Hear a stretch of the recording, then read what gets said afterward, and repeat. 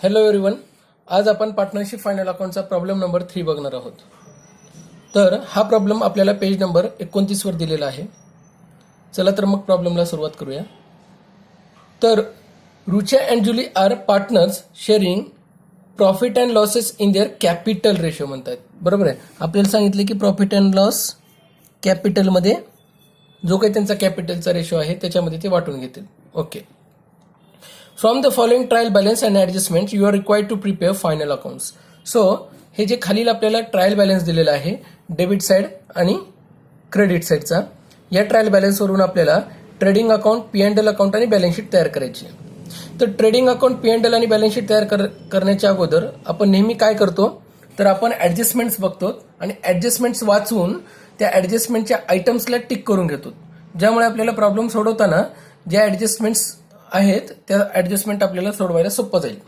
ठीक आहे. तर आपण आधी ॲडजस्टमेंट्स बघूयात आणि त्याच्या आयटम्सला टिक करून घेऊयात. तर आपल्याला पहिली ॲडजस्टमेंट दिली आहे, closing stock is valued at ₹88,000 at cost price and 90,000 at market price. जेव्हा क्लोजिंग स्टॉकच्या 2 व्हॅल्यू दिल्या जातात, तर जी छोटी व्हॅल्यू आहे ती व्हॅल्यू आपण अकाउंटमध्ये कन्सिडर करायची. म्हणजे इथं बघा, तुम्हाला कॉस्ट प्राइस आहे 88,000 आणि मार्केट प्राइस आहे 90,000. 88,000 आणि 90,000 मध्ये छोटी व्हॅल्यू कोणती आहे, तर 88,000, आणि हीच व्हॅल्यू आपण अकाउंटमध्ये मेन्शन करायची आहे. म्हणजे ही आपली व्हॅल्यू आहे. तर इथं आपण या ॲडजस्टमेंटला टिक करून घेऊ. हे थोडासा वेगळा आला यावेळेस क्लोजिंग स्टॉकचा. ठीक आहे. तर नेहमी जेव्हा 2 व्हॅल्यू दिल्या जातील क्लोजिंग स्टॉकच्या, जी छोटी व्हॅल्यू असेल तीच व्हॅल्यू आपण कन्सिडर करायची. नंतर म्हणतंय, Rucha and Julie withdrawn from business 3,000 and 2,000 respectively for their personal use. म्हणजे रुचा आणि जुली हे दोन्ही पार्टनर आहेत आणि त्यांनी 3,000 आणि 2,000 रुपये प्रत्येकी काय केले आहेत, पर्सनल कामासाठी पैसा घेतला आहे. त्याला आपण काय म्हणतो, जेव्हा आपण पर्सनल कामासाठी पैसा घेतो, बरोबर आहे, तर आपण त्याला काय म्हणतो, तर त्याला म्हणतो आपण ड्रॉविंग्स. ठीक आहे सर. हे ड्रॉविंग आहे. तर ड्रॉविंग कशाला अफेक्ट करतं, तर ते कॅपिटल अकाउंटला अफेक्ट करतं. म्हणून कॅपिटलला आपण टिक करून घेऊयात. हे बघा, इथं कॅपिटल अकाउंट आहे, तर त्याला आपण टिक करून घेऊयात कॅपिटलला. ठीक आहे. नेक्स्ट आयटम तुम्हाला दिलेला आहे. तर नेक्स्ट आयटम काय म्हणतंय, depreciate motor van by 5% and plant and machinery by 7%. हे बघा, motor van and plant and machinery म्हणते. तर मोटार व्हॅनला टिक करून घेऊत आपण. हे बघा, इथं मोटार व्हॅन आहे आणि प्लांट अँड मशिनरी कुठं आहे, त्यालाही आपण टिक करून घेऊत. हे बघा, इथं प्लांट अँड मशिनरी आहे. तर या दोन्ही आयटमला टिक केलं, ह्याच्यावर डेप्रिसिएशन आहे. नेक्स्ट तुम्हाला म्हणते, रिझर्व्ह फॉर डाऊटफुल डेप्ट on debtors 5% is to be created. ठीक आहे.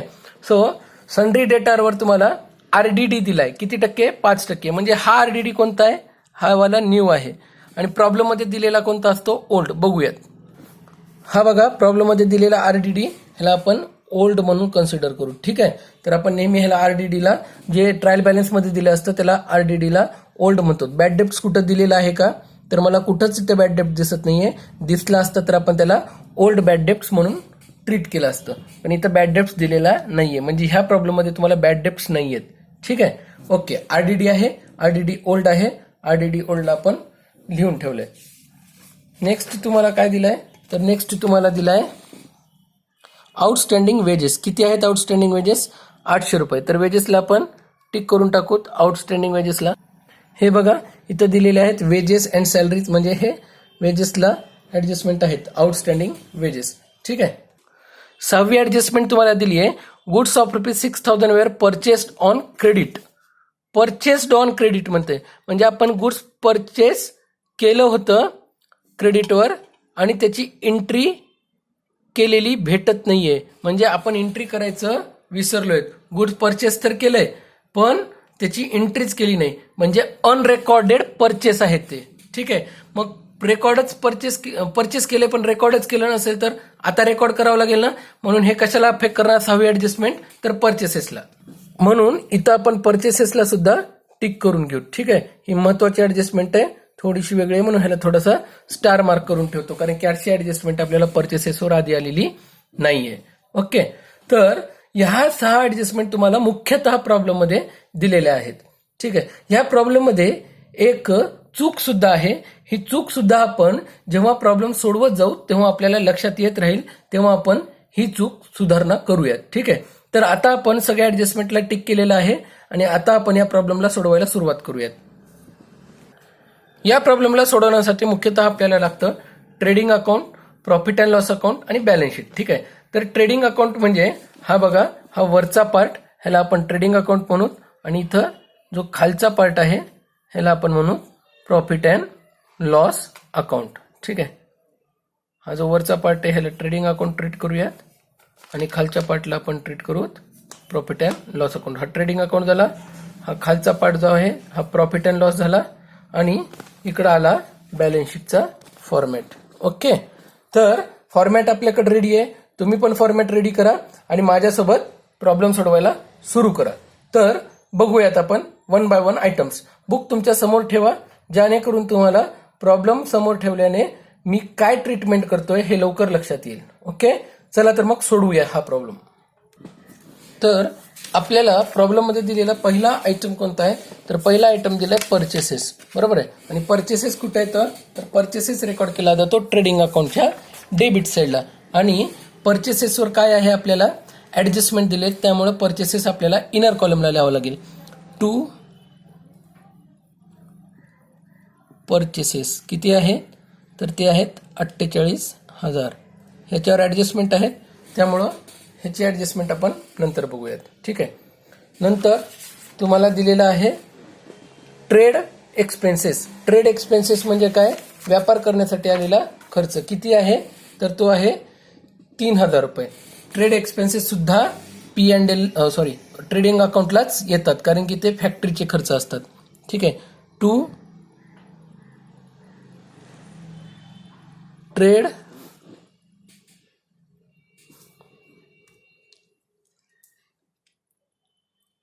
एक्सपेन्सेस, ह्याच्यावर कोणती ऍडजस्टमेंट नाही म्हणून डायरेक्ट आउटर कॉलमला 3,000 रुपये लिहून टाकलेत.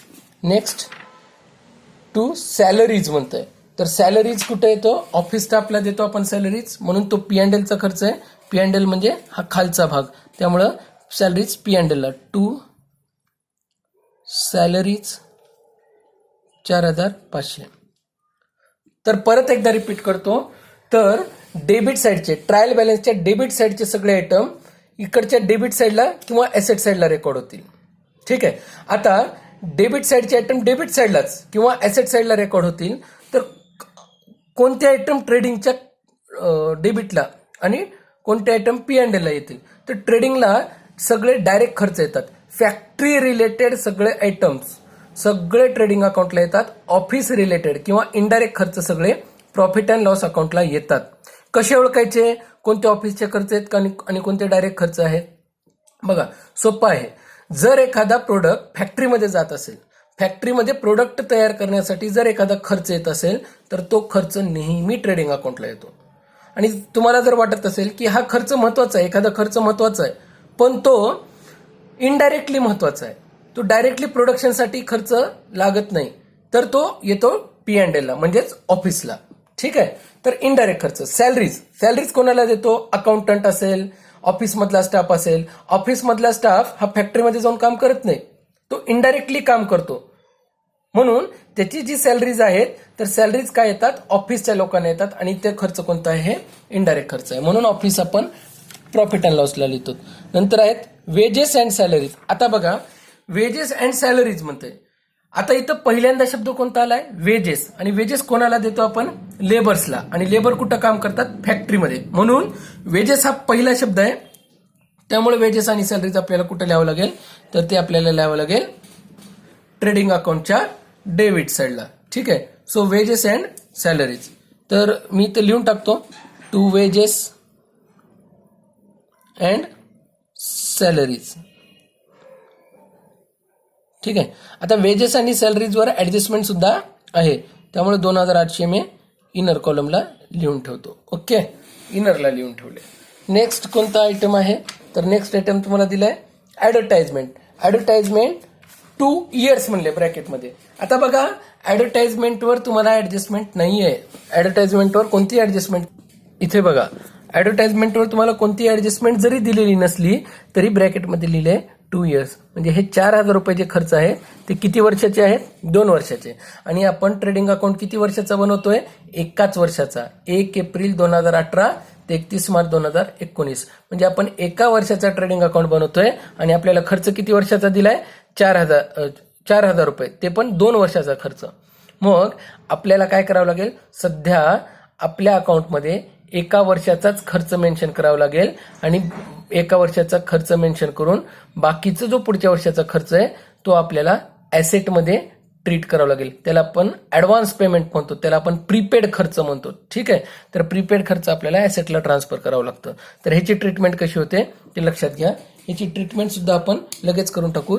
तर ह्या ॲडजस्टमेंटला हिडन ॲडजस्टमेंट म्हणतात आणि म्हणून ही स्टार मार्क करण्यासारखी ॲडजस्टमेंट आहे, ह्याला म्हणतात हिडन ॲडजस्टमेंट. तर ॲडव्हर्टाइजमेंट एक्सपेन्सेस जर तुम्हाला ब्रॅकेटमध्ये खर्च 2 वर्षाचे दिले असतील तर तुम्हाला जे काही एक्स्ट्राचा खर्च आहे तो पुढच्या वर्षीच्या अकाउंटमध्ये लिहावा लागेल. मागच्या प्रॉब्लेममध्ये तुम्हाला 9 महिन्याचाच दिला होता तर आपण बाकीचे 3 महिन्याचा ॲड केला. आता 2 वर्षाचा दिलाय तर आपल्याला एक्स्ट्रा पेमेंट केली आहे तर ती लेस करावी लागेल. ठीक आहे, तर याची ट्रीटमेंट लगेच बघूयात आपण. तर ॲडव्हर्टाइजमेंट हे इनडायरेक्ट खर्च आहे. ते प्रोडक्शन करण्यासाठी डायरेक्ट खर्च केला जात नाही, पण प्रोडक्शन विकण्यासाठी, प्रोडक्ट तयार केल्यावर विकण्यासाठीचा खर्च म्हणून तो इनडायरेक्ट खर्च आहे. तर काय करूत आपण? ते P&L ला घेऊत.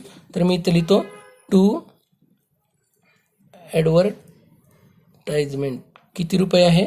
तर ॲडव्हर्टाइजमेंटचा खर्च आहे 4,000 रुपये इनर कॉलमला. ठीक आहे, आता काय करायचं ह्याच्यातून? हे बघा, वर्किंग नोट दाखवतो तुम्हाला. हे बघा, हे वर्किंग नोट. ठीक आहे,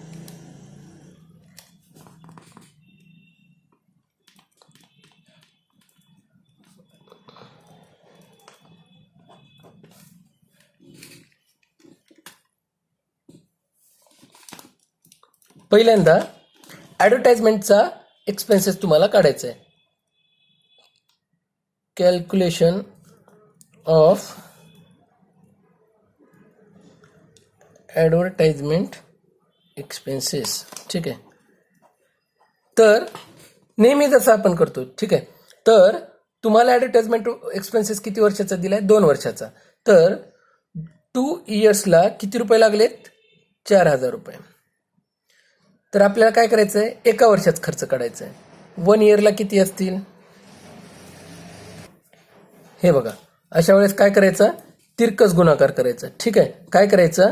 ह्या 1ने 4,000ला गुणायचं आणि 2ला भागाकारात आणायचं. तिरकस गुणाकार. 1 गुणिले 4,000 भागिले 2. तर 1 गुणिले 4,000 किती आला? 4,000 भागिले 2. 2 भागिले म्हणजे 4,000 भागिले 2 किती आला? 2,000 रुपये. म्हणजे एक्स्ट्रा 4,000 मध्ये एक्स्ट्रा किती रुपये आहे? 2,000 रुपये. तर हे काय आहे? या वर्षीचा खर्च नाहीये, हे पुढच्या वर्षीचा खर्च आहे, पण आपण ॲडव्हान्सच पेमेंट करून टाकली. तर त्याला म्हणतात प्रीपेड ॲडव्हर्टाइजमेंट एक्सपेन्सेस. आणि हे किती आहेत? 2,000 रुपये. तर ह्याला काय करूत आपण? मायनस करून टाकू. तर किती आले इथं? 2,000 रुपये. आता प्रत्येक ॲडजस्टमेंटचे 2 इफेक्ट ना, मग ह्याचे सुद्धा डबल इफेक्ट होणार. ह्याचा दुसरा इफेक्ट कुठं होणार? ह्याला आपण करूत बघा, ह्याला आपण स्टार मार्क करून ठेवूयात कारण की ही ॲडजस्टमेंट महत्त्वाची आहे. आता ह्याचा दुसरा फरक कुठे येणार? जसं मागच्या वेळेस आउटस्टँडिंग होतं तर लायबिलिटीला टाकलं, तर प्रीपेड असेल तर कुठे टाकायचं? ॲसेटला. म्हणून ॲसेट साईडला लिहून टाका. हे बघा, हे ॲसेट साईड आहे, ॲसेट साईड इथं लिहून टाका. ठीक आहे, इथं लिहून टाका प्रीपेड ॲडव्हर्टाइजमेंट एक्सपेन्सेस 2,000 रुपये. प्रीपेड ॲडव्हर्टाइजमेंट एक्सपेन्सेस किती रुपये? 2,000 रुपये. ह्याला आपण स्टार मार्क करून ठेवूत म्हणजे आपल्याला भविष्यामध्ये कळेल की ह्या प्रॉब्लेममध्ये वेगळं काय आहे. तर प्रीपेड ॲडव्हर्टाइजमेंटचा आउटस्टँडिंग असेल तर लायबिलिटीला आणि प्रीपेड असेल तर ॲसेटला. प्रीपेड म्हणजेच ॲडव्हान्स, प्रीपेडलाच आपण काय म्हणतो? ॲडव्हान्स. ठीक आहे, ओके. ॲडव्हान्समध्ये पेमेंट केली, पुढच्या वर्षीची पेमेंट आत्ताच करून टाकली, तर तो पैसा आपला आहे. जोपर्यंत तो पैसा या वर्षीचा नाहीये, तोपर्यंत तो पैसा आपण त्याला पेमेंट म्हणून ट्रीट करत नाहीत, म्हणून ती आपली ॲसेट आहे. म्हणून प्रीपेड ॲडव्हर्टाइजमेंट एक्सपेन्सेस काय आहेत, ॲसेट साईडला मेन्शन केले. ठीक आहे, ॲडव्हर्टाइजमेंट हा वेगळा आयटम इथं दिलेला आहे. तर ॲडव्हर्टाइजमेंटचा ट्रीटमेंट आपण केलाय, कारण की तो महत्त्वाचा होता म्हणून लगेच करून टाकला. नंतर कोणता आहे, सेल्स रिटर्न. आता सेल्समधून सेल्स रिटर्न ना, तर सेल्स रिटर्न आपल्याला दिलेला आहे, बरोबर आहे. आता सेल्स रिटर्नची ॲडजस्टमेंट आपल्याला करायला हरकत नाहीये, पण अडचण काय आहे ते तुम्हाला सांगतो. लक्ष द्या, या प्रॉब्लेममध्ये काय चुकलंय. आता बघा, तुम्हाला इथं दिलेलं आहे सेल्स आहे 1,48,000 आणि रिटर्न आहे 8,000 रुपये. तर रिटर्न, आता हा जो अनरेकॉर्डेड सेल्स आहे हा 6,000 रुपये इथं प्रॉब्लेम मध्ये घेतलाय. अँसर मध्ये 6,000 रुपये घेतलेत, पण हे कुठून आलेत हे कळतच नाहीये. ऍडजस्टमेंटमध्ये कुठेही तुम्हाला सेल्स अनरेकॉर्डेड सेल्स दिलाय का? 6 ऍडजस्टमेंटमध्ये कुठेही तुम्हाला अनरेकॉर्डेड सेल्स दिलेला नाहीये, पण अँसर मध्ये अनरेकॉर्डेड सेल्स घेतलाय. अँसर मध्ये अनरेकॉर्डेड सेल्स घेतलाय, प्रॉब्लेम मध्ये नाही आहे अनरेकॉर्डेड सेल्स, पण अँसर मध्ये आहे. ह्याचा अर्थ तुम्हाला प्रॉब्लेम मध्ये ऍडजस्टमेंट द्यायचा राहिलाय, म्हणजे ती प्रिंटिंग मिस्टेक असेल किंवा चुकून राहिली असेल. तर ऍडजस्टमेंटमध्ये तुम्हाला एक 7वी ऍडजस्टमेंट वाढवून घ्यावी लागेल, कारण की अँसर जर तुम्हाला मॅच करायचंय तर तुम्हाला प्रॉब्लेम सुद्धा करेक्ट पाहिजे. म्हणून प्रॉब्लेम मध्ये मी काय केलं, इथं एक 7वी ऍडजस्टमेंट वाढवून घेतली आहे. Sold goods ₹6,000 were unrecorded. जसं परचेस अनरेकॉर्डेड आहे, अनरेकॉर्डेड परचेस इथं घेतले, तसं सेल्स जर अनरेकॉर्डेड आहे तर सेल्स सुद्धा अनरेकॉर्डेड इथं घ्यावं लागेल. म्हणून 7वी ऍडजस्टमेंट आहे sold goods ₹6,000 were unrecorded but no entry was found in the books of account. ठीक आहे, तर ही ऍडजस्टमेंट तुम्ही लिहून घ्या. Sold goods ₹6,000 were unrecorded but no entry was found in the books of account. ही 7वी ऍडजस्टमेंट आहे, ही वाढीव ऍडजस्टमेंट आहे आणि ही महत्वाची ऍडजस्टमेंट आपल्याला इथं तयार करावी लागेल, कारण की प्रॉब्लेम मॅच करायचं तर आपल्याला ऍडजस्टमेंट सुद्धा करेक्ट असणं गरजेचं आहे. ठीक आहे, तर म्हणजेच 7वी ऍडजस्टमेंट आता आपल्याकडे आहे, म्हणजे सेल्सवर सुद्धा ऍडजस्टमेंट आहे. म्हणून मी सेल्सला टिक करून ठेवतो. सेल्स किती आहे, तर ती आहे 1,48,000. म्हणून सेल्सवर सुद्धा तुम्हाला ऍडजस्टमेंट इथं दिलेली आहे. मी काय करतो, सध्या इथं बाय सेल्स म्हणून लिहितो. सध्या आपल्याकडे सेल्स जेव्हा आयटम येईल तेव्हा आपण ते करूयात. ह्याच्यामध्ये अनरेकॉर्डेड परचेस आणि अनरेकॉर्डेड सेल्स जसं आहे तसं अनरेकॉर्डेड आपल्याला आधी करावं लागेल आणि त्याच्यामधून मग रिटर्न वजा करावं लागेल. म्हणून सेल्स रिटर्न किती आहे, तर सेल्स रिटर्न तुम्हाला प्रॉब्लेममध्ये दिलाय 8,000 रुपये. तेव्हा हे 8,000 रुपये वजा करू शकतो आपण. ठीक आहे, म्हणून सध्या आपण अनरेकॉर्डेड सेल्स आपण जेव्हा येतील तेव्हा घेऊयात सेल्स आल्यानंतर. नेक्स्ट मला सांगा काय आहे. नेक्स्ट तुम्हाला आयटम दिलेला आहे फ्री होल्ड प्रॉपर्टी. प्रॉपर्टी ह्याचा अर्थ ऍसेट असतो. ठीक आहे, प्रॉपर्टी म्हणजे काय, ऍसेट असतो. म्हणून प्रॉपर्टी आपण कुठं घ्यायची आहे, तर ती आपण घ्यायची आहे बॅलन्स शीटला, बॅलन्स शीटच्या ऍसेट साईडला. तर फ्री होल्ड प्रॉपर्टी, आणि फ्री होल्ड प्रॉपर्टीवर कोणती ऍडजस्टमेंट नाहीये, कारण की त्याला टिक केलेलं नाहीये. म्हणून डायरेक्ट मी लिहितो free hold property. Free hold property, property म्हणजे ऍसेट असतं. किती रुपये आहे, 23,000 रुपये.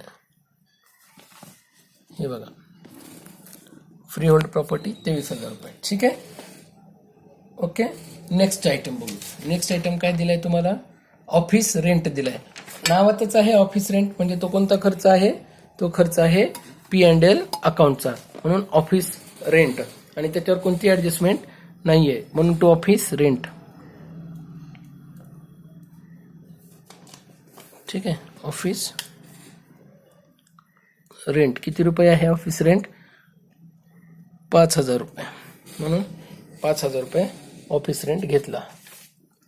नेक्स्ट आयटम काय आहे, नेक्स्ट आयटम आहे मोटार व्हॅन. मोटार व्हॅन किती आहे, तर मोटार व्हॅन आहे 40,000 रुपयाचा, आणि त्याच्यावर ऍडजस्टमेंट सुद्धा आहे. म्हणून मोटार व्हॅन आपण ऍसेट आहे, व्हॅन म्हणलं की ॲसेट, गाडी ही आपली ॲसेट आहे ना, संपत्ती आहे, म्हणून मोटार व्हॅन. मोटार व्हॅन किती रुपये? 40,000 रुपये इनर कॉलमला. ह्याच्यावर ॲडजस्टमेंट आहे, जेव्हा ॲडजस्टमेंट आपण सोडू तेव्हा त्याच्यावर ॲडजस्टमेंट करूयात. नेक्स्ट आहे स्टॉक ऑन 1 एप्रिल 2018. आता 1 तारखेचा स्टॉक आहे म्हणजे कोणता आहे तो? Opening stock. आणि स्टॉक कुठं असतो? तो ट्रेडिंग अकाउंटचा खर्च आहे. तो स्टॉक ट्रेडिंग अकाउंटला टू ओपनिंग स्टॉक किती रुपये? किती आहे ओपनिंग स्टॉक? तर ओपनिंग स्टॉक आहे 89,500. तर लिहून टाका 89,500 लिहून टाकला. नेक्स्ट काय आहे? नेक्स्ट आहे तुम्हाला जनरल एक्सपेन्सेस. म्हणजे जनरल एक्सपेन्सेस हे ऑफिस रिलेटेड एक्सपेन्सेस असतात, म्हणून जनरल एक्सपेन्सेस किती? 2,500. लगेच जनरल एक्सपेन्सेस P&Lला टू जनरल एक्सपेन्सेस किती रुपये? 2,500 रुपये. नेक्स्ट काय आहे? तर नेक्स्ट तुम्हाला दिलाय सन्ड्री डेटार्स. सन्ड्री डेटारवर ॲडजस्टमेंट आहे का? तर सन्ड्री डेटारवर ॲडजस्टमेंट आहे, कारण की तुम्ही क्रेडिटवर परचेस केले, क्रेडिटवर सेल केले. ठीक आहे. तर एवढ्या वेळेस आपल्याला माहीत नव्हतं की अनरेकॉर्डेड सेल्स आहेत आणि सन्ड्री डेटारवर ॲडजस्टमेंट आहे. आरडीडी आपल्याला सांगितलं मेंटेन करायला, म्हणून सन्ड्री डेटारला आपण टिक केलं आहे. सन्ड्री डेटारला टिक केल्यानंतर आपल्याला काय करावं लागेल? सन्ड्री डेटारवर ॲडजस्टमेंट करावी लागेल. ठीक आहे. तर सन्ड्री डेटार्स किती आहे? तर ॲसेट साईडला लिहितो ना सन्ड्री डेटार. तर आपण सन्ड्री डेटार लिहून टाकू. किती रुपये आहेत सन्ड्री डेटार? सन्ड्री डेटार आहेत 62,000 रुपये. हे बघा इथं सन्ड्री डेटार किती? 62,000 रुपये. ओके. ह्याच्यावर ॲडजस्टमेंट आहे. जेव्हा ॲडजस्टमेंट तेव्हा ॲडजस्टमेंट आपण करूयात. नंतर आहे कोल, गॅस अँड फ्यूल. आता कोल, गॅस अँड फ्यूल हा कशाचा? कुठं लागतो कोल, गॅस अँड फ्यूल? तर कोल, गॅस अँड फ्यूल लागतो आपल्याला तो फॅक्टरीमध्ये, बरोबर आहे. म्हणून कोल, गॅस अँड फ्यूल हा फॅक्टरीचा खर्च, कारण की आपण प्रोडक्शन फॅक्टरीमध्ये करणार आहे, तर कोळसा, गॅस किंवा जे काही इंधन आहे ते प्रोडक्शन करण्यासाठी लागतं. म्हणून to coal, gas and fuel आपण ज्याला आपण म्हणतो ते आपण कुठं घेऊ? ट्रेडिंगमध्ये. To coal, gas and fuel किती रुपये? 1,000 रुपये. ठीक आहे. 1,000 रुपये झाला. नेक्स्ट काय? कॅरेज इनवर्ड हा ट्रेडिंगचा खर्च आहे, म्हणून टू कॅरेज इनवर्ड हा ट्रेडिंग अकाउंटचा खर्च आहे, म्हणून टू कॅरेज इनवर्ड आपल्याला ट्रेडिंग अकाउंटलाच घ्यावं लागेल. टू कॅरेज इनवर्ड किती रुपये आहे? 800 रुपये. ठीक आहे. नेक्स्ट काय आहे? नेक्स्ट तुम्हाला काय दिलं आहे? तर नेक्स्ट दिलेला खर्च आहे कॅरेज आउटवर्ड. हा आउटवर्ड म्हणलं की इनडायरेक्ट खर्च असतो. ठीक आहे. म्हणून तो कुठे येतो? P&L अकाउंटला येतो. टू कॅरेज आउटवर्ड किती रुपये आहे? 1,300 रुपये. हे 1,300 रुपये. ओके. नेक्स्ट काय आहे? नेक्स्ट तुम्हाला दिलेलं आहे प्लांट अँड मशिनरी ॲसेट आहेत, आणि ॲसेट कुठं असतं? बॅलन्स शीटला. ठीक आहे. तर आणि त्याच्यावर ॲडजस्टमेंट सुद्धा आहे, म्हणून प्लांट अँड मशिनरी ॲडजस्टमेंट आहेत, म्हणून इथं प्लांट अँड मशिनरी किती रुपये आहे? प्लांट अँड मशिनरी 13,800 रुपये. ओके. आणि त्याच्यावर ॲडजस्टमेंट सुद्धा आहे, म्हणून ते आपण इनर कॉलमला घेतले. आता डेबिट साईडचे सगळे आयटम झालेत. क्रेडिट साईडला येऊत. पहिला आहे कॅपिटल अकाउंट. तर इथं अजून एक ट्विस्ट आहे. हे बघा, प्रॉब्लेममध्ये काय केलंय? हे जे कॅपिटल अकाउंट तुम्हाला दिले किती? 80,000 आणि 40,000. इथं काय केले प्रॉब्लेममध्ये? हे बघा वर पार्टनर्सचा कॅपिटल अकाउंट तयार केलाय. असंही आपण तयार करू शकतो अकाउंट, किंवा आपण जसं नेहमी करत आलोय तसंही तयार करू शकतो. मग मी इथं हा अकाउंट तयार करत नाहीये. जसं आपण आजपर्यंत शिकत आलोय पार्टनरचा कॅपिटल अकाउंट न तयार करता डायरेक्ट लायबिलिटीमध्येच जसं पार्टनर आपण ऍडजस्ट करतो. ह्यांनी काय केले? कॅपिटल अकाउंट तयार केलाय 80,000 आणि 40,000चा, आणि त्याच्यामध्ये प्रॉफिट ऍड करून ड्रायव्हिंग वजा करून जे काही अमाऊंट आहे ती अमाऊंट इथं डायरेक्टली लिहिली. हे बघा, हे 1,25,423चा बॅलन्स करून. तसं न करता आपण जसं नेहमी करत आलोय तसंच करूया. ठीक आहे.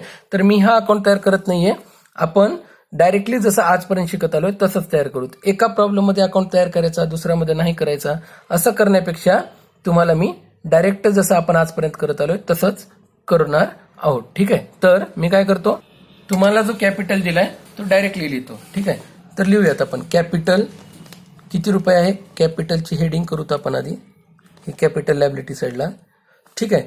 रुच्याचा किती आहे, 80,000. हे लिहून टाकलं 80,000.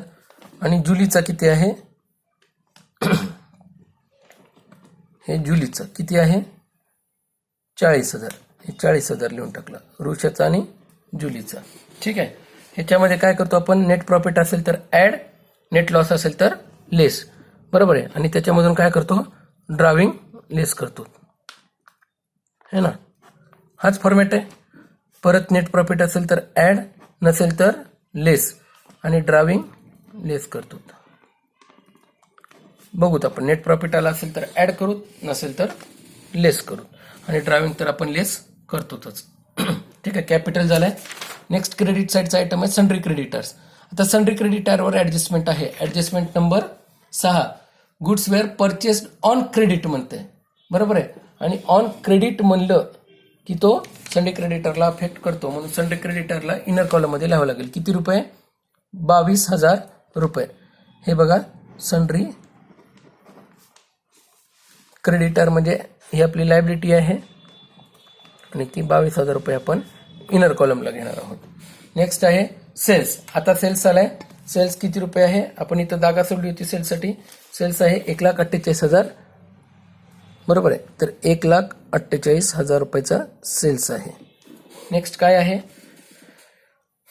आरडीडी. आरडीडी कोणती आहे, ओल्ड आहे. ओल्ड आरडीडी आपण कुठं घेतो, तर ती डायरेक्ट आपण बॅलन्स शीटला घेतो ना, सॉरी प्रॉफिट अँड लॉसला. ओल्ड आरडीडी नेहमी प्रॉफिट अँड लॉसला लिहितो. बरोबर आहे. काय करतो आपण, नवीन आरडीडी मधून जुनी आरडीडी वजा करतो. ठीक आहे. नवीन आरडीडी मधून जुनी आरडीडी वजा करतो. तर मी काय करतो इथं, 2 RDD. बरोबर आहे. न्यू, जेव्हा आपल्याला न्यू भेटेल तेव्हा न्यू घेऊ. इथं लेस RDD ओल्ड. ओल्ड किती रुपये आहे आपल्याकडं, 1,200 रुपये. ते आपण वजा करणार आहोत. जेव्हा येईल तेव्हा आपण वजा करू. ठीक आहे. आपल्याला new adjustment, new RDD sundry डेटावरून घ्यावी लागते, ते आपण बघूयात. बॅड डेप्स दिला नाहीये म्हणून बॅड डेप्स आपण इथं ट्रीटमेंट करत नाही. नाहीतर नेहमी इथं बॅड डेप्ट सुद्धा येतं. प्रॉब्लेममध्येच बॅड डेप्ट दिला नाही म्हणून आपण इथं बॅड डेप्स घेत नाहीयेत. म्हणून ही ऍडजस्टमेंट सुद्धा थोडीशी वेगळी आहे. ह्याला आपण स्टार मार्क करून ठेवूयात. नेक्स्ट बघूयात, बिल्स पेएबल. बिल्स पेएबल काय आहे, आपली लायबिलिटी आहे. पेमेंट करायचं ना आपल्याला, तर ती आपली लायबिलिटी आहे. किती रुपये, 12,000 रुपये. तर लायबिलिटी साईडला घेऊत आपण बिल्स पेएबल. हे बघा, बिल्स पेएबल लायबिलिटी साईडला. बिल्स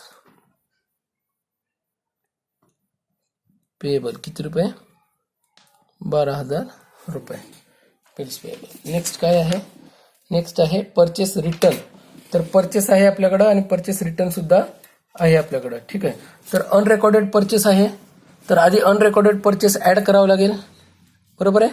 आणि त्याच्यातून जी अमाऊंट येईल त्याच्यातून हे रिटर्न वजा करावं लागेल. ठीक आहे.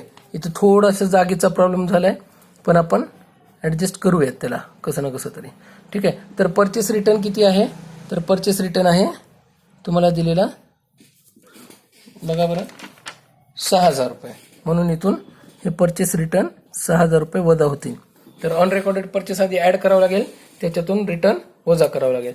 तर आता सगळे आयटम्स आपले डेबिट आणि क्रेडिट साईडचे झालेले आहेत. आता राहिल्यात फक्त ऍडजस्टमेंट. तर पहिली ऍडजस्टमेंट क्लोजिंग स्टॉक आहे. तर ऍडजस्टमेंटमध्ये क्लोजिंग स्टॉकमध्ये 2 व्हॅल्यू दिल्यात.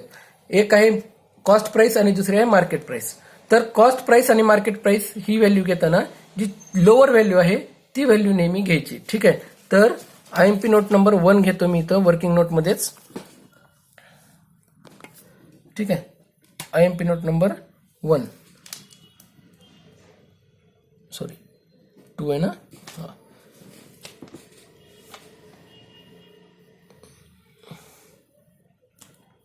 while calculating closing stock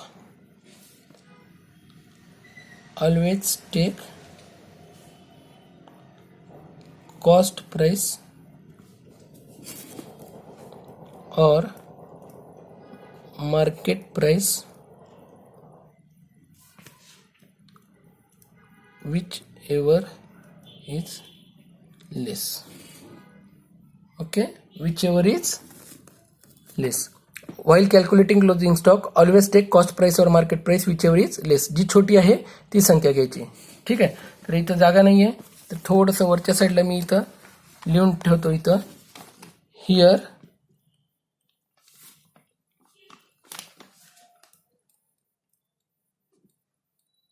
closing stock cost price is rupees 88,000 and market price rupees 90,000. Whichever is less value is rupees 88,000. कळालं? आता विचवर इज लेस व्हॅल्यू इज 88,000. या दोघांमध्ये छोटी व्हॅल्यू कोणती आहे? 88,000 आणि 90,000 मध्ये 88,000. म्हणून आपण आता क्लोजिंग स्टॉक किती घेणार आहोत? 88,000 रुपये लिहिणार आहोत. म्हणून मी डायरेक्ट क्लोजिंग स्टॉक आता लिहितो. बाय क्लोजिंग स्टॉक किती? 88,000. प्रत्येक ॲडजस्टमेंटचे दोन इफेक्ट. एक इफेक्ट ट्रेडिंग अकाउंटला तर दुसरा कुठे येईल? आता दुसरा येईल आपल्याला बॅलन्स शीटच्या ॲसेट साईडला. क्लोजिंग स्टॉक किती रुपये? 88,000 रुपये. ठीक आहे. ह्याला टिक करून ठेवतो. वर्किंग नोट 2 कुठून आले हे? वर्किंग नोट 2 बघा तुम्हाला लक्षात येतील. इथे मी लिहून ठेवतो वर्किंग नोट 2. ठीक आहे. वर्किंग नोट नंबर 2 बघा तुम्हाला लक्षात येईल. आता नेक्स्ट काय आहे? नेक्स्ट आहे Rucha and Julie withdrawn from business 3,000 2,000 respectively for their personal use. आता रुचा आणि जुलीने काय केले? पर्सनल कामासाठी गुड्स विथड्रॉन केले. किती रुपयाचं? 3,000 आणि 2,000चं. तर ॲडजस्टमेंटचे दोन इफेक्ट. तर एक 3,000 आणि 2,000 रुपयाचं गुड्स गेलं म्हणून ते कुठे येणार? ट्रेडिंग अकाउंटच्या क्रेडिट साईडला. जसं नेहमी आपण करतो ट्रेडिंग अकाउंटच्या क्रेडिट साईडला बघू. ठीक आहे. बाय गुड्स विथड्रॉन है ना. ह्याला आपण काय म्हणतो? ड्रायव्हिंग सुद्धा म्हणतो ना. कोण कोण आहे? रुचा आणि जुली. तर रुचाने किती घेतले? 3,000. रुचा 3,000, जुली 2,000. तुम्ही असंही करू शकतात. 3,000 रुपये इनर आणि आउटरला लिहून 3,000 2,000 बाहेर डायरेक्ट 5,000 घेऊ शकतात. ठीक आहे. मी डायरेक्ट का घेतोय? कारण की आपल्याला ते ट्रान्सफर करायचे. मी डायरेक्ट घेतोय, काही हरकत नाही. आज जरी लिहिलं तर हे बघा, हे 3,000 रुचाचे आणि हे जुलीचे 2,000 ड्रायव्हिंग. ठीक आहे. म्हणून हे मायनस होतील जेव्हा येईल तेव्हा. हे 3,000 आणि रुचाचे 3,000 आणि जुलीचे 2,000 ड्रायव्हिंग्स. ठीक आहे. नेक्स्ट काय adjustment? Depreciate motor van by 5%, plant and machinery by 7%. हे बघा इथं मोटर व्हॅन आहे. ह्याला कितीने? 5%. लेस डिप्रिसिएशन 5%. किती येतं? 40,000 5% म्हणजे कॅल्क्युलेशन करा तुम्ही, तुम्हाला लक्षात येईल. 2,000 रुपये. तर हे 38,000 रुपये. आणि प्लांट अँड मशिनरीवर किती टक्के आहे? तर हे आहे डिप्रिसिएशन 7%. 13,800वर 7% किती येतं? 966 राऊंड फिगरमध्ये. थोडंसं 12,834 रुपये येतात बाहेर. 12,834. ठीक आहे. 12,834. आता हे डेप्रिसिएशनचे डबल इफेक्ट करावं लागेल. तर दुसरा इफेक्ट कुठं होणार? एवढ्याने आपला डेप्रिसिएशन झालं म्हणजे वस्तूची किंमत कमी झाली म्हणजे नुकसान झालं. म्हणून आपल्याला ते P&Lच्या डेबिट साईडला घ्यावं लागेल. म्हणून P&Lच्या डेबिट साईडला येतोय. परत इथं 2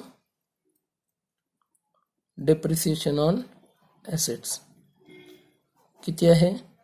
motor van plant and machine. ठीक आहे. मोटार व्हॅन आणि plant and machine. Motor van किती आहे? हे बघा 2,966. ॲड करा तर किती आले हे 2966. तुम्ही डायरेक्ट आउटरला सुद्धा लिहू शकतात, काही हरकत नाही. आपला प्रॉब्लेम बरोबर येणं गरजेचं आहे. ठीक आहे. Next, reserve for bad and doubtful debtors 5% is to be created. बरोबर आहे. आता आरडीडी किती आहे? 5%. पण आरडीडी जरी 5% असली तरी त्याच्या अगोदर आपल्याला बघावं लागेल डेटारची सगळी पेमेंट झालेली आहे का.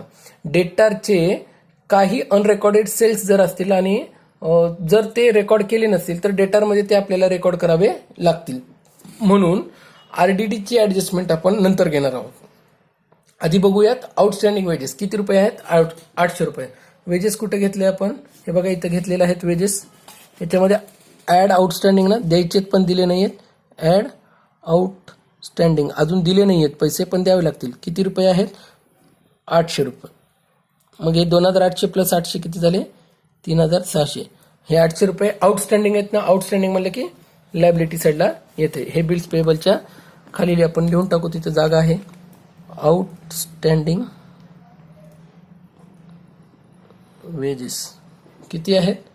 आउटस्टँडिंग वेजेस 800 रुपये. तर हे आपण लिहून टाकला. ठीक आहे. लायबिलिटी साईडला हे बघा, ही लायबिलिटी साईड आहे. इथं आपण 800 रुपये लिहून टाकले. नेक्स्ट आहेत goods of ₹6000 were purchased on credit. म्हणजे आपण गुड्स परचेस तर केलं होतं 6000 रुपयाचं क्रेडिटवर, पण ते बुक्स ऑफ अकाउंटमध्ये कुठं दिसत नाही आहेत. म्हणजे अनरेकॉर्डेड परचेसेस आहेत. हे बघा, हे परचेस आपल्याकडे आहे. परचेस कुठं आहे आपल्याकडं? मी तुम्हाला सांगितलं होतं. हे बघा इथं थोडीशी जागेचा प्रॉब्लेम झाला होता ना. तर इथं आपण काय करू? ॲड अनरेकॉर्डेड किती रुपये? 6000 रुपये. आता 48,000 प्लस 6000 किती आला? 54,000. बरोबर आहे. आणि 54,000 मधून हे रिटर्न जे करणार होतो आपण. ठीक आहे. 48,000चं परचेस होतं, त्यापैकी 6व्या ऍडजस्टमेंटमध्ये आपल्याला दिले की रेकॉर्डच केलं नाही आपण. परचेस तर केले पण रेकॉर्ड करायचं विसरलो. तर आता आपण रेकॉर्ड केलं. किती रुपयाचं? 6000 रुपयाचं. 48,000 प्लस 6000 54,000. त्याच्यातून रिटर्न किती झाले? 6000. मग राहिलं किती ऍक्च्युअल गुड्स? ऍक्च्युअल गुड्स राहिलं आता 48,000 रुपयाचं. मग हे अनरेकॉर्डेड आहेत ना. जसं परचेस केलेलं अनरेकॉर्डेड आहेत. बरोबर आहे. क्रेडिटवर परचेस केलं तर क्रेडिटवर परचेस केलं तर याचा अर्थ आपण पैसे देणे म्हणजे कोणाचे? आपल्या सप्लायरचे पैसे आपण देणेत.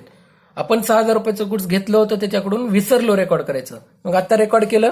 मग हे रेकॉर्ड जर आत्ता केलंय तर आपल्याला वाटत होतं की आपण सप्लायरचे किती पैसे देणे? 22,000 रुपये देणे. पण ऍक्च्युअली मध्ये 22,000 नाही, अजून 6,000 रुपये आपण देणे. हे आत्ता आपल्याला लक्षात आले. म्हणून ऍड अनरेकॉर्डेड परचेस किती रुपये? 7. कारण की परचेस कोणाकडून करतो? सप्लायरकडून. म्हणजे आधी 22,000 रुपये देणं होतं, आता आपल्याला लक्षात आलं की अजून 6,000 रुपये आपण देणं आहे. म्हणजे टोटल देणं किती रुपये झालं? 28,000 रुपये. म्हणून ही ऍडजस्टमेंट महत्वाची आहे. ठीक आहे. हे परचेस म्हणलं की परचेस डायरेक्ट इथं येतं. ठीक आहे. परचेसेस हे 6,000 रुपये हे क्रेडिट साईडला घेतले आपण, संडे क्रेडिटर्सला घेतले आपण. नंतर आहे सेल्सची बारी. बरोबर आहे. आता प्रॉब्लेम मध्ये जसं सांगितलंय की तुम्हाला अनरेकॉर्डेड सेल्स कुठं दिलाच नव्हता प्रॉब्लेम मध्ये, पण अँसर मध्ये तुम्हाला अनरेकॉर्डेड सेल्स दिलाय. मग अँसर मध्ये दिलाय आणि प्रॉब्लेम मध्ये दिला नसेल तर कुठे ना कुठेतरी प्रॉब्लेम चुकला होता. आपण 7वी ऍडजस्टमेंट तयार केली होती की सोल्ड गुड्स फॉर ₹6,000 वेअर अनरेकॉर्डेड. बरोबर आहे. म्हणजे 6,000 रुपयाचं गुड्स तर आपण विकलं पण आपण रेकॉर्ड करायचं विसरलो. 7वी ऍडजस्टमेंट आपण तयार केली. म्हणून अनरेकॉर्डेड सेल्स किती रुपये? 6,000.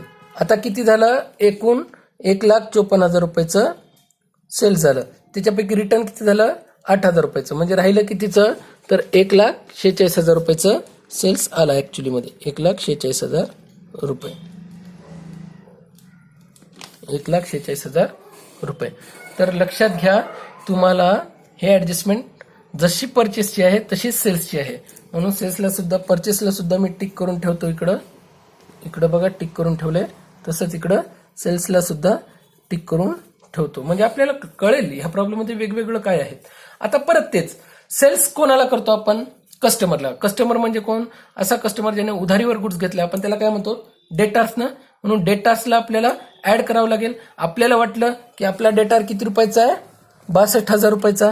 पण ऍक्च्युअली तो 62,000 रुपयाचा नाहीये, त्याच्याकडे तर अजून 6,000 रुपयाचं गुड्स आपण विकलंय आणि त्याचे पैसे आपल्याला येणे, म्हणजे डेटर्सचे अजून आपल्याला 6,000 रुपये नाहीत. ऑन रेकॉर्डेड सेल्स ना 6,000 रुपये. जसं परचेस केलं सप्लायरला पैसे देण्यात, तसं सेल्स केलं तर ते आपले ॲसेट आहेत, म्हणून डेटामध्ये ऍड केलं. आपण गुड्स विकलं होतं पण रेकॉर्ड करायचं विसरलो. मग आता आपण डेटारला सांगितलं की साहेब आधीचे 62,000 आणि हे आम्हाला जे लक्षात राहिले नव्हते 6,000 रुपयाचं गुड्स, हे टोटल 6,000. तर टोटल किती रुपयाचं? 68,000 रुपयाचं तुमचं देणं आहे. आणि आता आपण येतोय ऍडजस्टमेंट नंबर 4. ऍडजस्टमेंट नंबर 4 काय म्हणतं? RDD. किती रुपये? न्यू. हे कुठून आलं? Adjustment number 4.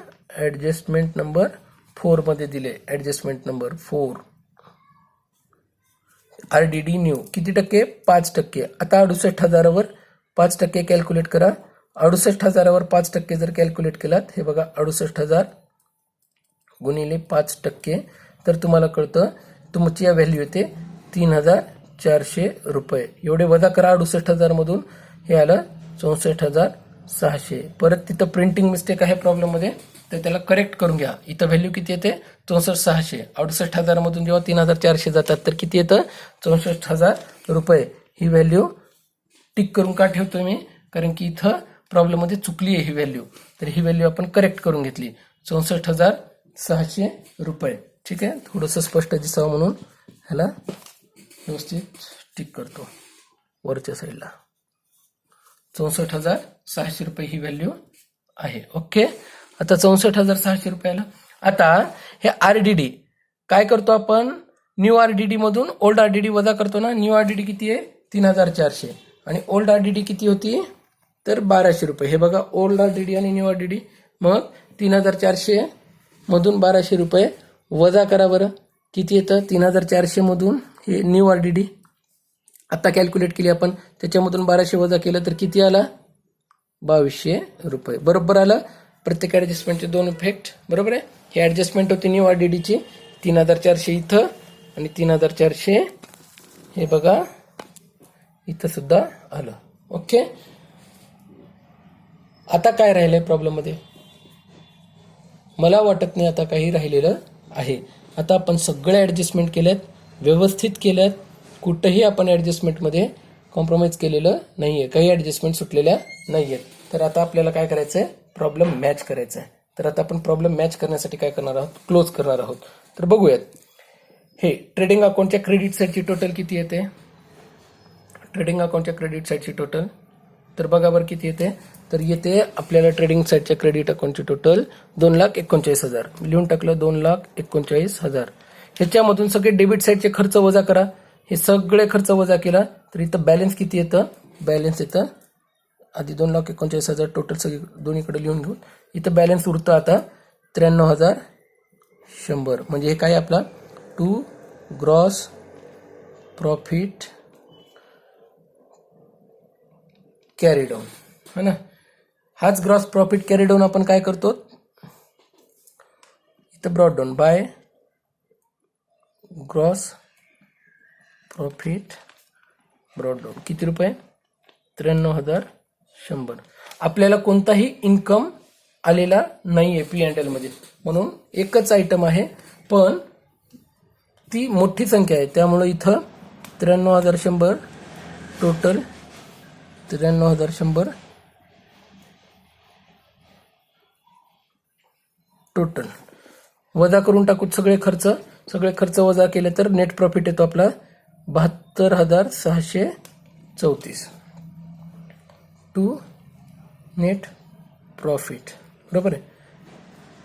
Transfer to capital account.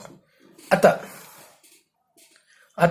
72,634 आपल्याकडे आहे, पण याच्यात जुलीचा किती आहे आणि रुच्याचा किती आहे? तर आता इथं ट्विस्ट काय आहे?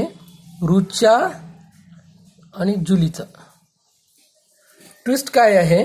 तर रुच्या आणि जुलीला जर नेट प्रॉफिट आपल्याला द्यायचा आहे, तो आता समान नाही द्यायचा आहे, तो आपल्याला द्यायचा त्यांच्या कॅपिटलमध्ये. का बरं? मागच्या प्रॉब्लेममध्ये आपण समान दिलं, पण इथं का बरं नाही? कारण की आपल्याला इथं प्रॉब्लेममध्ये सांगितलेलं आहे they share profit and losses in their capital ratio. दिलाय नाही तर they share profit and losses in their capital ratio. बरोबर आहे. कॅपिटल रेशो मध्ये आपल्याला शेअर करायचं आहे. तर कॅपिटल रेशो आपल्याला माहित नाहीये, तर कॅपिटल रेशो आपण आधी कॅल्क्युलेट करू. कॅपिटल रेशो किती येतो बघा. प्रॉब्लेम मध्ये रुच्याचा कॅपिटल आहे 80,000 आणि जुलीचा आहे 40,000. प्रॉब्लेम मध्ये दिलाय ना, रुच्याचा कॅपिटल आहे 80,000, जुलीचा आहे 40,000. तर आपण काय करू, वर्किंग नोट करू. हे बघा,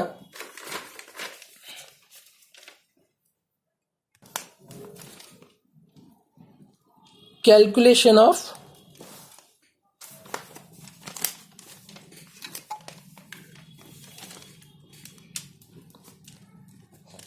कॅपिटल रेशो कसा कॅल्क्युलेट करायचा ते बघा. कॅपिटल रेशो काय आहे, इकडं लिहायचं रुचा, ठीक आहे, इकडं लिहायचं जुली. रुच्याचा किती आहे 80,000 लिहून टाकला. जुलीचा किती आहे 40,000. रेशो म्हणलं की हे चिन्ह येतं मध्ये, ठीक आहे. आता 80,000 आणि 40,000, एक शून्य इकडचा कट करायचा, एक शून्य इकडचा कट करायचा, परत एक शून्य इकडचा, परत एक शून्य इकडचा, परत एक शून्य इकडचा, परत एक शून्य इकडचा, 3 शून्य कट झाले. अजूनही शून्य कट होतो. बरोबर आहे. आता किती राहिले इथं 8 4 राहिले. आता काय करायचं, एक अशी संख्या ज्याने दोन्ही संख्येला भाग जाईल. बघा 4नेच भाग जातो, 4 1 4, 4 2 8, म्हणजे रेशो किती आला 2:1. आता भाग जातो का, जात नाही, म्हणून रेशो किती आला 2:1. म्हणून रुच्याचा आणि जुलीचा रेशो किती आहे 2:1. Therefore ratio of Rucha and Julie is 2:1. आला. रुचा आणि जुलीचा रेशो किती आहे 2:1. म्हणजे रुच्याला जातील रुचा आणि जुली. बघा रुच्याला जातील 2/3 आणि जुलीला जाईल 1/3. आता रुच्याला 2/3 का, आधी कोणाचं नाव आहे रुच्याचं, म्हणून रुच्याचा शेअर 2 आणि जुलीचा 1 आणि दोघांची टोटल 2 + 1 म्हणजे 3, म्हणून 2/3 1 जशाला तसा आणि दोघांची टोटल 3, म्हणजे ह्या दोघांची टोटल करायची आणि खाली लिहून टाकायची 2/3 आणि 1/3. आता बघूत. आता प्रॉफिट ट्रान्सफर करायचं. बरोबर आहे. किती होता प्रॉफिट, हे बघा इथं प्रॉफिट किती आहे 72,334. बरोबर आहे. तर काय करायचं आता, 72,334 आहे ना, हे बघा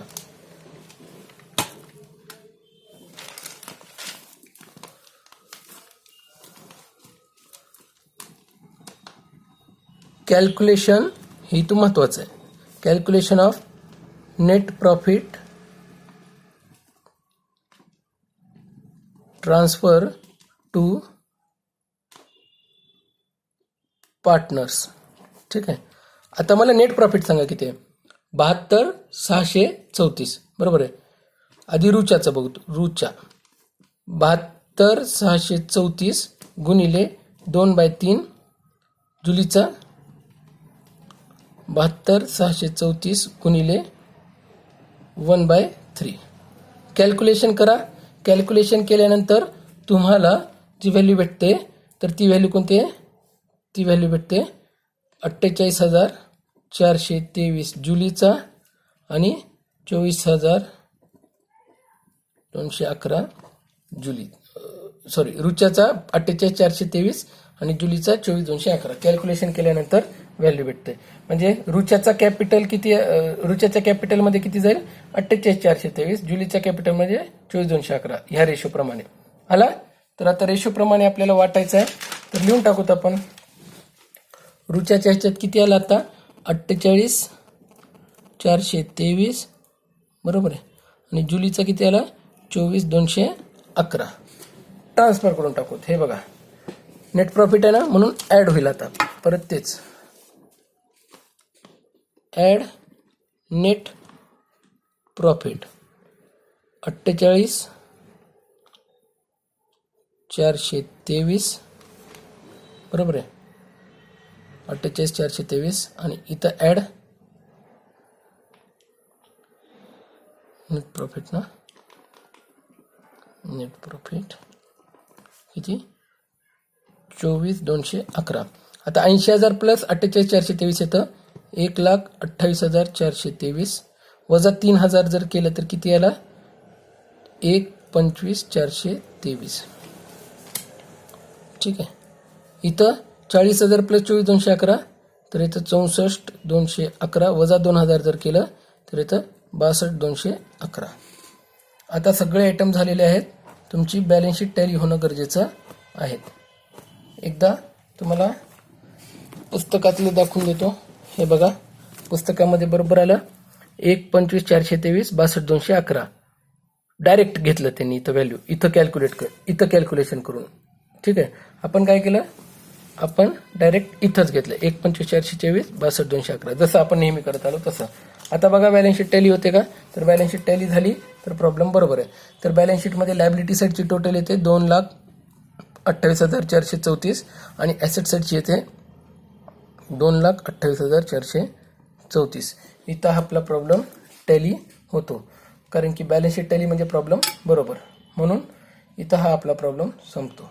थँक्यू व्हेरी मच.